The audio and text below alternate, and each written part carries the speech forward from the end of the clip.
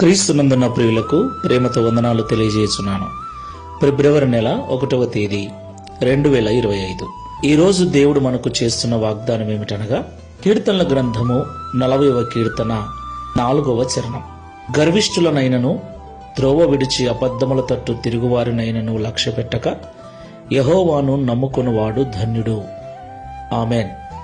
నా ప్రియమైన సహోదరి సహోదరులారా, ధన్యుడు అను మాటకు సమృద్ధి కలిగిన వాడు, ఎలాంటి కొరతలు ఇబ్బంది లేనివాడు.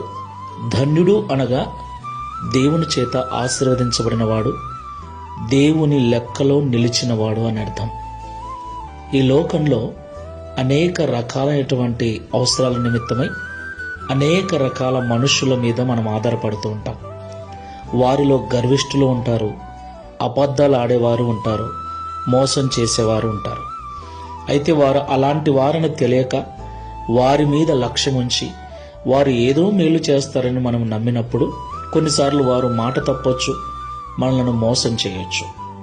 అయితే ఈ లోకంలో మనుషుల మీద కాకుండా యెహోవా మీద ఆశ పెట్టుకొని యెహోవా దేవుణ్ణి నమ్ముకున్నట్లయితే అట్టి వానిని దేవుడు ధన్యునిగా మారుస్తాడని వాగ్దానం చేస్తున్నాడు.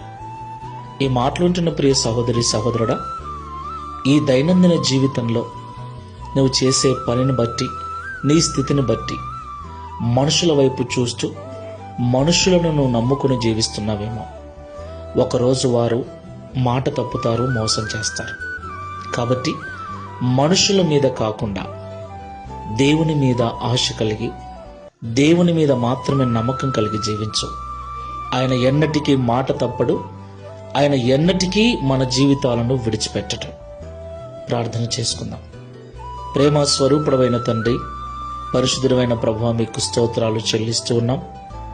నిజము తండ్రి, మా జీవితంలో అనేక పర్యాయములు మనుషులను నమ్మి వారు మాకు సహాయం చేస్తారని, వారు మాకు తోడుగా ఉంటారని, వారు మాకు ఆధారమై ఉంటారని నమ్మినప్పుడు మేము నమ్మిన వారే మమ్మల్ని మోసం చేసిన దినాలు, మేము నమ్మిన వారే మమ్మల్ని వెలివేసిన దినాలు ఎన్నో మా జీవితంలో. మేమెవరో తెలియనట్లుగా నటించిన వారు, మా బాగోగుల గురించి కనీసము మాటనైనా అడగనటువంటి మనుషులను మేమెందరినో చూశాం. ఆ సమయంలో ఎంతో కృంగిపోయాం. అయితే ఎవడైతే ఈ లోకంలో అబద్ధికులైన, గర్విష్ఠులైన, మంచి త్రోవను విడిచిన మనుషులను లక్ష్య పెట్టక యెహోవా యందు మాత్రమే నమ్మకం కలిగి ఉంటాడో వాడు ధన్యుడు అని ఈరోజు మాతో మాట్లాడాం. తండ్రి, ఈ ప్రార్థనలో ఏకీవిస్తున్న మేమందరం ఇక మీదట మనుషుల వైపు కాకుండా, మనుషుల మీద కాకుండా సర్వసృష్టికర్తమైన నీ మీద ఆనుకొని, నీ మీద మనసు పెట్టుకొని, మా ప్రతి అవసరములో, ప్రతి బాధలో నీ మీద మాత్రమే నమ్మకం కలిగి ఉండటకు సహాయం చేయమని, ఈ మాసమంతా నీ కృపలో మమ్మల్ని భద్రపరిచి నడిపించమని యేసు క్రీస్తు వారి నామములో ప్రార్థించి వేడుకుంటున్నాము తండ్రి. Amen. Praise the Lord. God bless you.